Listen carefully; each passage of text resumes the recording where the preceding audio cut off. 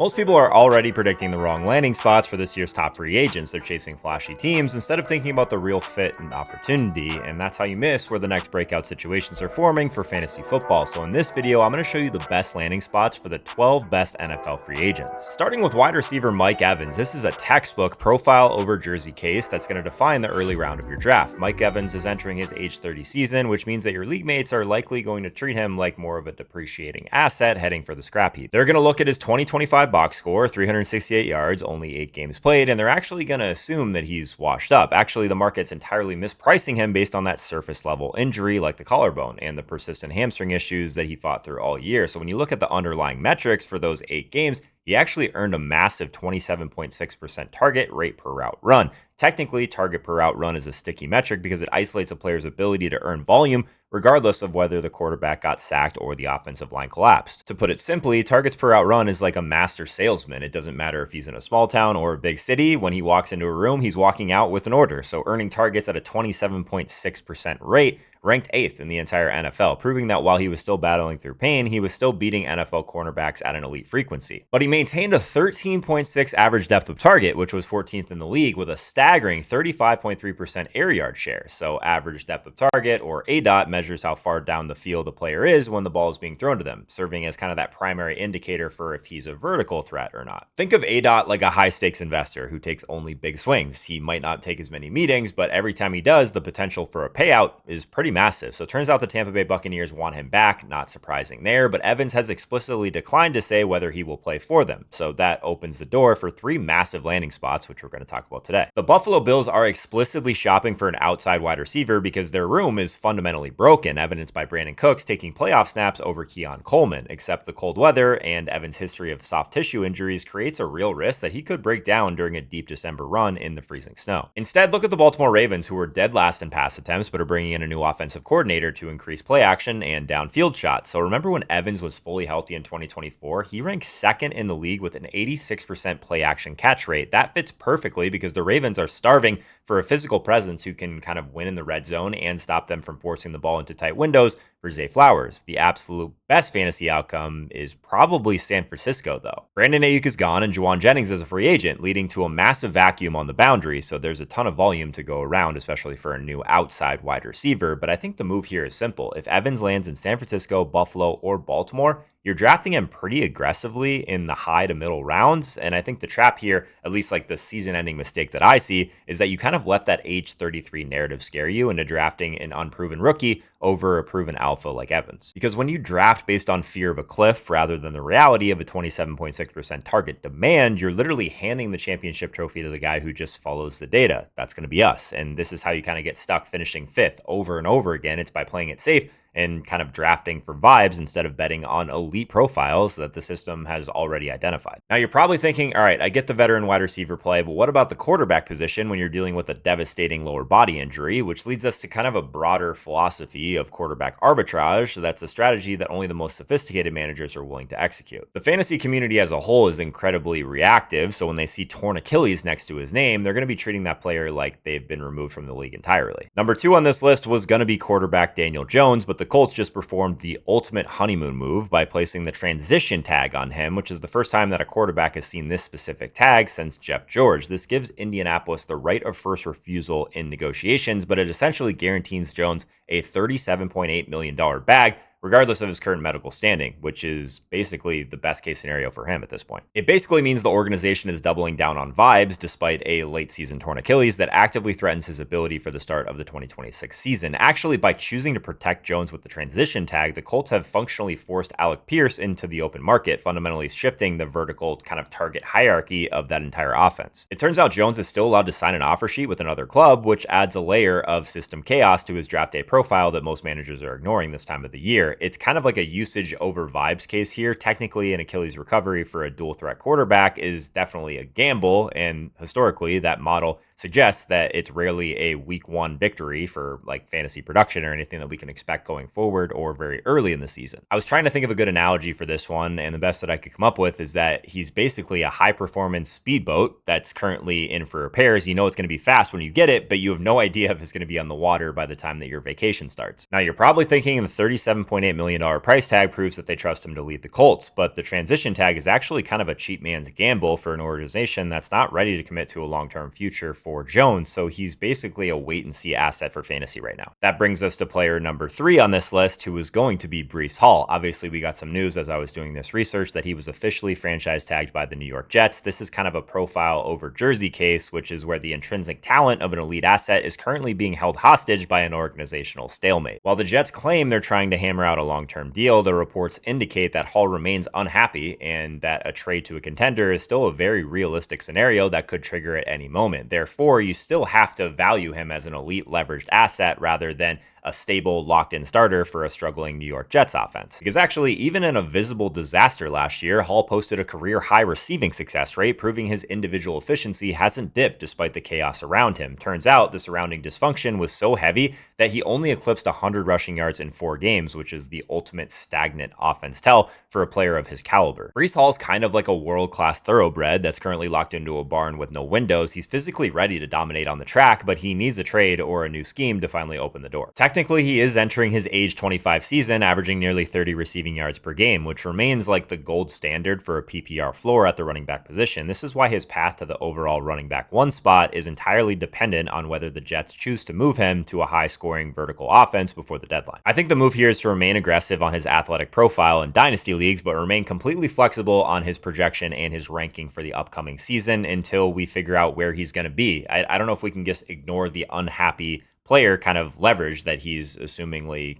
trying to do behind the scenes. But if he's kind of stuck in this low ceiling offense, it's kind of like one of those season ending mistakes that could lead you to pass on a player that could be the overall number 1 player at the position by October, depending on how this all shakes out. So when you bet on like that elite receiving success rate, you're betting on like the one trait that translates to championships, regardless of kind of the logo on the helmet. We want volume at running back. We just got to get a little bit more efficiency in this offense, which is going to lead to more efficiency from Breece. Real quick, if you're the guy in 3 or more fantasy leagues every year, you listen to pods, you read the rankings, you do the research, but you keep finishing 7 and 6 and always seem to be fighting for a playoff spot, this is for you. I made a free 3-day email series called The 3 Leaks Keeping Smart Fantasy Players Stuck in the Middle of the Pack. Each email takes about 2 minutes to read. 1 leak, 1 fix, 1 simple thing to change right now during the offseason. So if you're tired of being solid but never actually dominant in your fantasy league, go to fantasyleaks.com or hit the first link in the description, drop in your email. I'll send you day 1 immediately. Again, it's 100% free. Which leads us to our 4th player on our list, arguably the most fascinating upside play in recent history, quarterback Malik Willis. When we discuss developmental quarterback leaps, we have to understand the difference between kind of like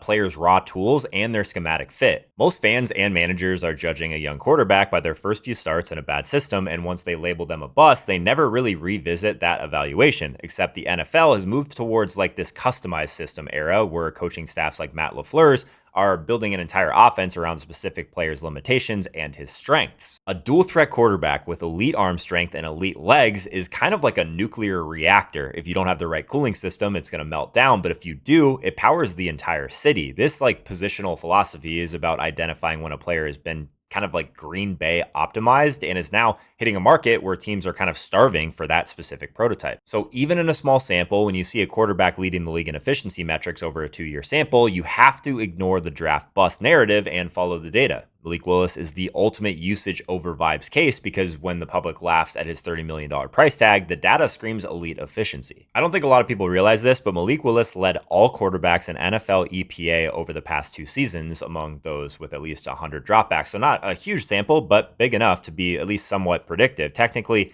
EPA per dropback means expected points added, which tells us exactly how much a quarterback is contributing to a team's score on every single play. So to put it simply, EPA is kind of like a quarterback's productivity score. It doesn't care about how the play looked. It only cares whether the team is closer to scoring than they were before. In his 3 starts for the Packers, his 17-game pace was nearly 3,500 passing yards, almost 1,000 rushing yards with 34 total touchdowns. Obviously, it's just a projection, and it was just what he was on pace to do, but still, those are big numbers. He posted a perfect 158.3 passer rating on deep balls of 20 plus air yards, proving that he's a vertical weapon as well and not just a runner. Now, you're probably thinking, if he's so good, why did he take sacks on 25% of his pressures and refuse to throw over the middle of the field? Which is exactly why the landing spot is the only thing that matters here. He needs a motion-heavy system like Miami or Arizona to survive. Obviously, a lot is up in the air, but McDaniel's system, if they end up sticking to anything similar to it after he's out the door, it's built on pre-snap motion, which could, like, in theory, create a lot of easy layup reads for Malik Willis if he does land in Miami,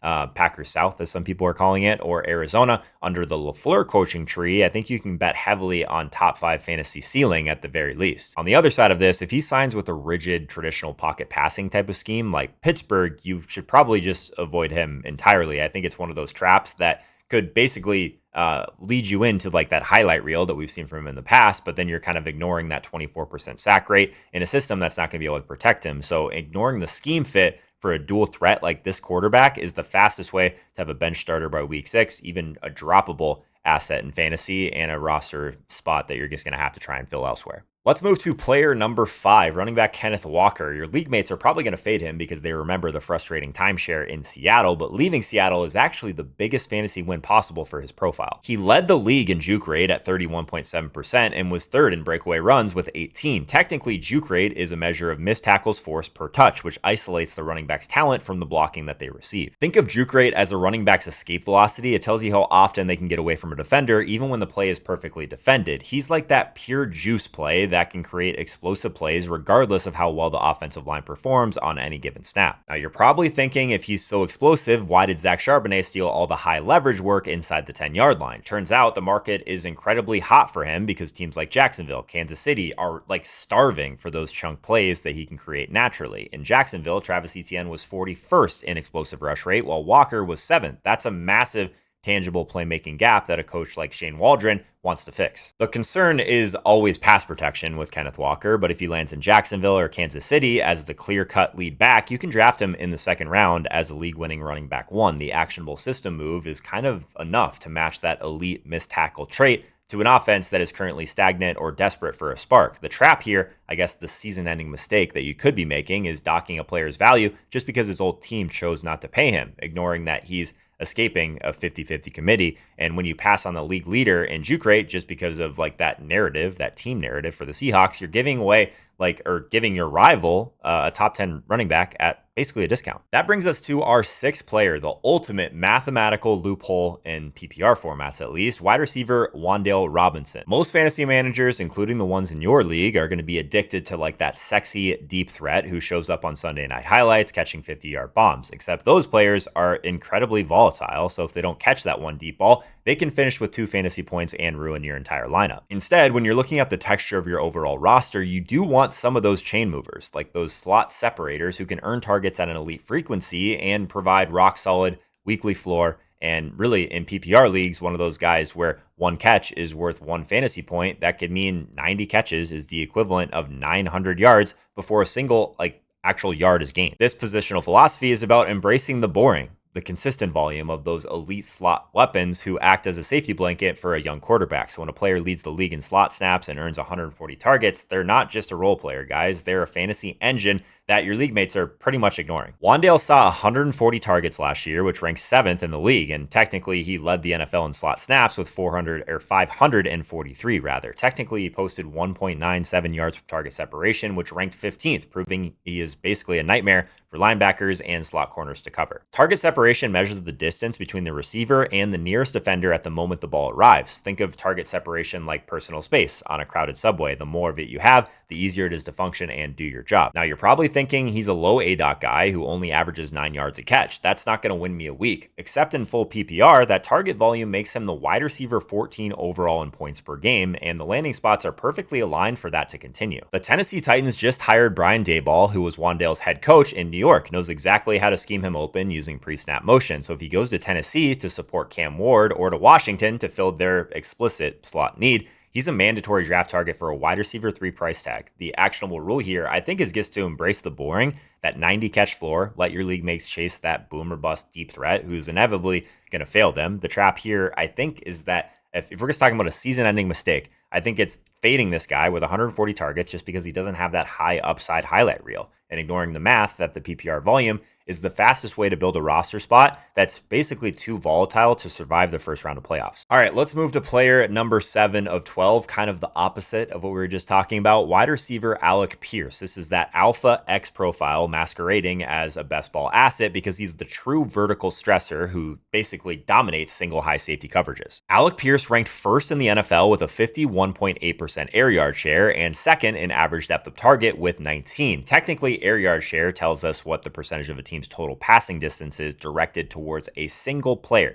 I guess to put it simply, air yard share is like a company's market share. It tells you exactly how much of the downfield business is being handled by one person. He put up over 1,000 yards on just 84 targets, which is elite efficiency that most people mistake for luck. Now you're probably thinking he only had 84 targets. He's too volatile for my redraft lineup, except when he lands in a spot like Las Vegas or Seattle, where the quarterback can actually deliver the deep ball, his volume could stabilize. So in Seattle, Sam Darnold led the league in completion rate on passes over 20 yards at 58%, making him the dream pairing for a 19 plus ADOT weapon. If Alec Pierce lands in Seattle or Las Vegas, where the offensive void guarantees him alpha level volume, you can basically draft him aggressively as a weekly ceiling bet. The trap is labeling him as a deep threat only player, and we just basically saw that he earned a 29% target share against single high looks. So failing to draft the league leader in air yard share when he gets massive volume upgrade is the mistake that could cost you the weeks where he drops 30 points next year. Which brings us to a kind of similar situation. We have wide receiver Rashid Shaheed. Casual managers are just going to see the return touchdowns and assume that he's just a special teams gadget guy or a desperate flex for some bye week coverage, I guess, except his special teams value guarantees that he stays on the field and that he stays on the active roster, which leads to a highly predictable offensive spike week right in the system, or I guess right in the range of outcomes. Shaheed saw 19 deep targets last year, and his elite speed is a schematic weapon that defenses are going to be forced to respect. Technically, his value is tied to that field stretching ability, which pulls safeties away from the line of scrimmage and opens up the entire offense. So you can think of field stretching like stretching a rubber band. The further that you pull it, the more tension that you create for the defense to ultimately try and manage. So what about somewhere like Miami? Now you're probably thinking, if Tyreek Hill is gone, won't Shaheed just get smothered by opposing teams' top cornerbacks? Turns out this Miami system doesn't really ask receivers to beat press coverage, press man coverage anyway. It uses motion at the snap to give him kind of a running start. So if Shaheed lands in Miami to kind of fill that Tyreek Hill volume, or at least some of it, obviously Waddle is there as well, I think the fantasy trajectory changes from a flex play to kind of like a borderline mandatory starter. So similar to Alec Pierce, I think the actionable move here is to draft him for massive upside in the middle rounds if he lands in a system that values field stretching speed like Miami or the Raiders. I think the trap here is that he ends up being like pigeonholed into a special teamer, and you kind of ignore that he did have 19 deep offensive targets and he does have some volume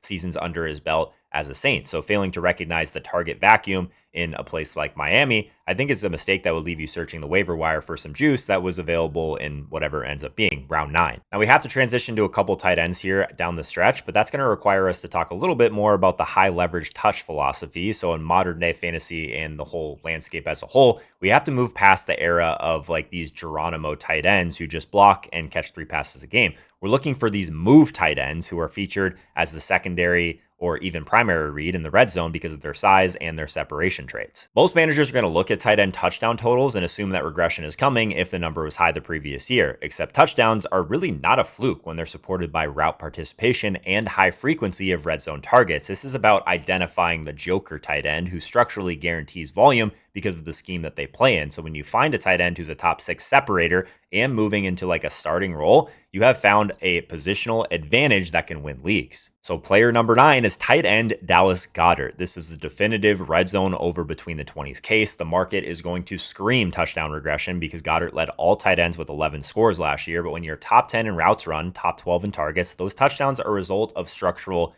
usage, not luck. Technically, Goedert finished as the tight end 5 in points per game because he commanded 15 red zone targets and obviously got some rush attempts around the goal line as well, proving that he can be a featured scoring weapon. Route participation is the percentage of a team's passing plays where a team is actually outrunning a route instead, or where a player is actually outrunning a route instead of just blocking. Very important for tight ends, obviously. To put it simply, route participation is like time on clock. If you aren't on the field for the snap, you have 0% chance to make an actual play. Now, you're probably thinking, though, Goedert is 31 years old. The Eagles might let him walk. He's kind of on the downside of his career. Turns out, Denver and Miami are both looking for an every down joker tight end to make their motion-heavy offenses function. If Dallas Goedert lands in Denver with Sean Payton or in Miami, he's a locked-in tight end 1 because the volume is structurally guaranteed. The actionable rule here, though, is to buy the red zone profile and ignore the noise from, I guess, other analysts who are going to be looking at the box scores and the age, because I think the season-ending mistake here in fantasy, or the trap that you're going to be trying to avoid, is fading the tight end 5 because of regression, and then you end up streaming a mediocre tight end all season. So failing to secure that high floor, high touchdown tight end is the fastest way to lose that positional battle every single week. Before we get to another tight end, I want to talk about running back Travis Etienne at number 10. People are going to tell you that he's lost a step because his base rushing yards weren't elite in 2025, but the underlying data is fantastic. Etienne handled 62 red zone touches, which was 5th in the league, and scored 13 touchdowns, ranking 7th. But technically, he averaged 4.6 yards per carry on zone runs and generated over 1,000 yards created on his own. Yards created measures the yardage a running back gains after the first defender makes contact or after the blocking has completely broken down. So think of yards created like self-reliance. It tells you how much the player is doing for themselves versus how much is being handled, I guess, by the line or by the system as a whole. Now, you're probably thinking, if Jacksonville is tired of him, then why should I want him for my fantasy team? Except the mic drop landing spot is the Kansas City Chiefs, who are desperate for an explosive dual threat back to balance Patrick Mahomes. So if Etienne lands in Kansas City, you're going to be drafting him as an elite focal point weapon in the first round, and you just don't look back. The actionable move here is to ignore the down year narrative and realize that 62 red zone touches are the only thing that matters for RB1 production if he lands in the right spot. And I think the trap is just staring at those box scores and convincing yourself that he's washed and that he's still not an elite dual threat engine. So letting a touchdown maker in an Andy Reid offense potentially fall in your draft is a mistake that will haunt you when he's dropping 25 points a week. Which leads us to number 11, tight end Isaiah Likely. He's finally escaping the shadow of Mark Andrews and looking to blossom in a starting role where he can be the primary read. Technically, Likely posted 2.27 yards of target separation per route, which ranks 6th among all tight ends in the NFL. Target separation at tight end is kind of the holy grail at the position because it means the player is too fast for linebackers or too big for safeties. Think of it like a physical mismatch. If the defender can't stay close enough to contest the catch, the quarterback's going to keep throwing him the ball. Now you're probably thinking he only had 27 catches last year. He's just a backup who had one good game when Andrews was hurt. Turns out those disappearing acts were a result of being the tight end 2 in a low volume passing offense, not a lack of talent. So if Isaiah Likely lands in Washington or Philadelphia as the undisputed tight end 1, those weekly zeros will vanish completely. The actionable system here, at least what I'm focusing on, is to draft the elite athletic freak, the separator, that's now the structural, at least volume play that's going to finally be unlocked with the new team. Don't fall into the trap of looking at his career stats or his 2025, career low stats, assuming that he's just a handcuffed tight end. Failing to draft a top 6 separator at the position when he finally gets a starting role is a mistake that ruins your positional advantage in the middle rounds. Finally, we bring it home with player number 12, running back Rico Dowdle. He's the under-the-radar back who's actively chasing a featured workhorse role and has 2 straight 1,000-yard seasons to his name, but he will be on his 3rd team in 3 seasons. Technically, he generated 964 yards created last year, which ranked 11th in the league, and he earned 50 targets in the passing game. So he's kind of like that blue-collar worker who's finally demanding that management position after his on-field performance has already earned it. Now, you're probably thinking he's 27, he's already been on 3 teams, he's a career committee guy at best, but actually, he had a game with 30 carries and 183 yards last year. We forget that crazy stretch that he had for us, so proving that he can take over a backfield when the coaching staff actually commits to him is definitely real. If Dowdle signs in Jacksonville, Kansas City, or New Orleans, where the depth chart is wide open, he's a smash draft pick in fantasy. The actionable rule here is to listen to the player's stated motive for volume,